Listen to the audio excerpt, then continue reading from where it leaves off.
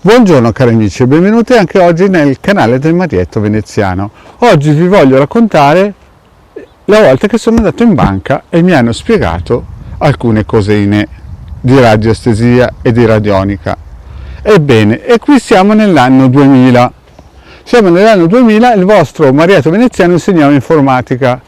Perché ho insegnato informatica per parecchi anni, ma diciamo che in quel periodo lì ero dipendente da una società che aveva dei corsi, faceva dei corsi, teneva dei corsi in grosse strutture pubbliche, statali, parastatali e private.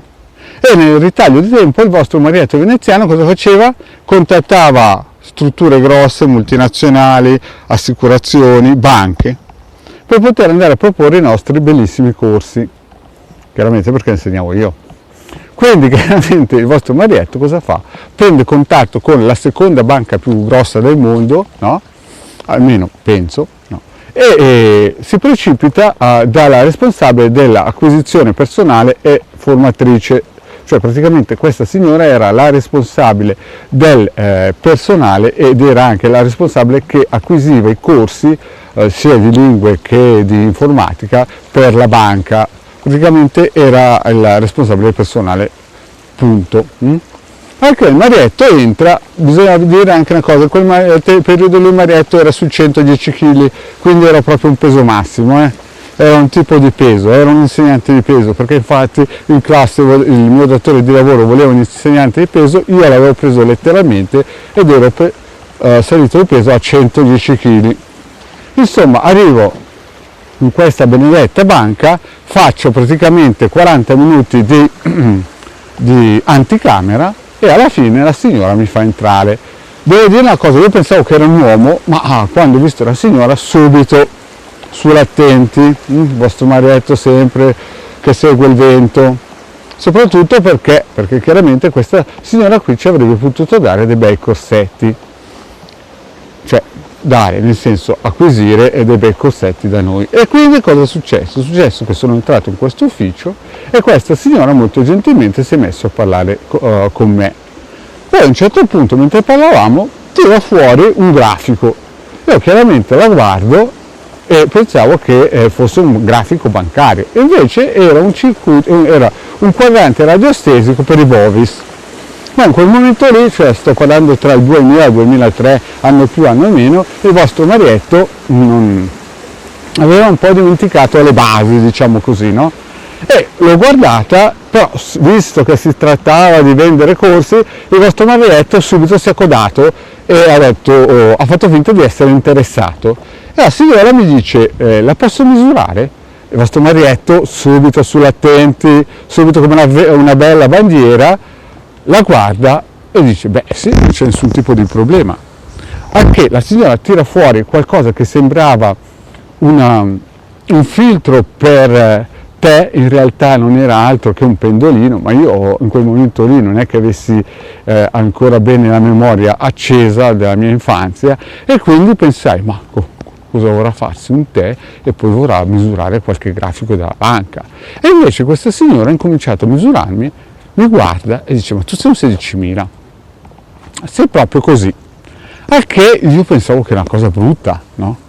E mi chiede, vuoi misurarti te? E io dico, ma scusi, che cos'è questa cosa? E lei mi spiega che cos'è. Io chiaramente subito, come la bandiera, mi sono codato dietro, facendo finta che mi interessasse la cosa, no?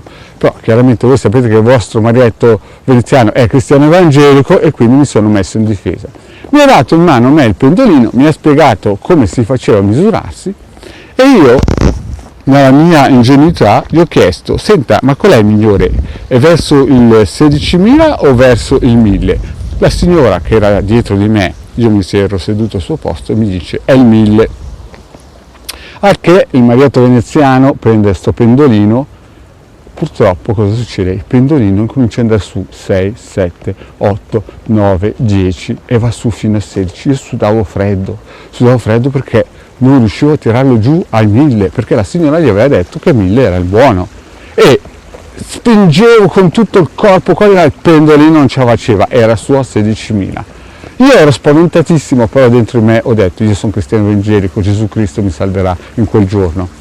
E alla fine lei mi guarda, vede che faccio tutti gli sforzi impossibili, immaginabili per tirare giù il pendolino a 1000, ma alla fine sto pendolino è arrivato a 16.000.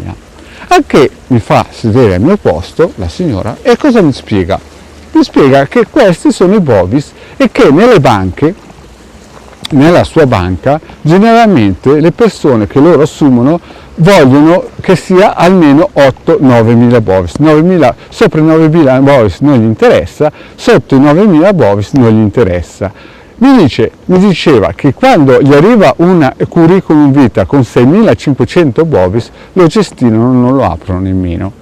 Anche il vostro marietto ha cominciato a pensare che questa qui stesse dando i numeri, nel senso proprio la parola, però non poteva dirglielo perché c'era in ballo dei corsi di informatica e quindi si accodava e faceva finta di essere interessato.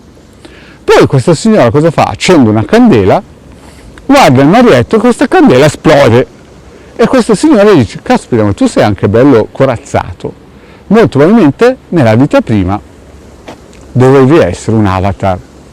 Il vostro marietto, sapete com'è, cade sempre dalla pera, non riesce a capire bene le cose e subito si accoda e non sapeva neanche cos'era un avatar. Il vostro marietto pensava che l'avatar fosse l'immaginetta che si metteva sull'ICQ di quei tempi. Morale della favola, il marietto subito prende la palla al balzo e gli dice: senta, ma se voi cercate i 9.000, io sono un 16.000, voi mi assumete, mi mettete presidente di questa banca e il gioco è fatto. La signora cosa disse? Per me ti assumerei subito, immediatamente, però per gli altri, quelli che sono sopra di me, tu non vai bene, perché tu quando vedi come va la banca qui dentro, dopo 2 mesi tu fai licenziare tutti, tu ci licenzieresti tutti 60.000, perché sei diverso da noi. Quindi, caro mio, per me vai benissimo, ma per gli altri no. E quindi il vostro marietto, morale della favola, ci rimase male. Ma cosa successe? Successe che poi questa signora parlò del mio direttore e mi disse: vedi, il tuo direttore è un 6.500 bovis e i 6.500 bovis sono delle cioccolate. La dico così in modo elegante per non spiegare bene cosa mi aveva detto. Quindi, cari miei, anche oggi il vostro marietto vi ha raccontato questa pillola sempre di fantasia. Mi raccomando, non credete mai alle cose che vi dice il marietto, non andate a dirle in giro, perché poi dicono che il marietto dice certe cose che poi non è vero, sono un racconto di fantasia per allungare la storia, per allungare la storia dei circuiti bovis. Quindi, cari amici, il vostro marietto vi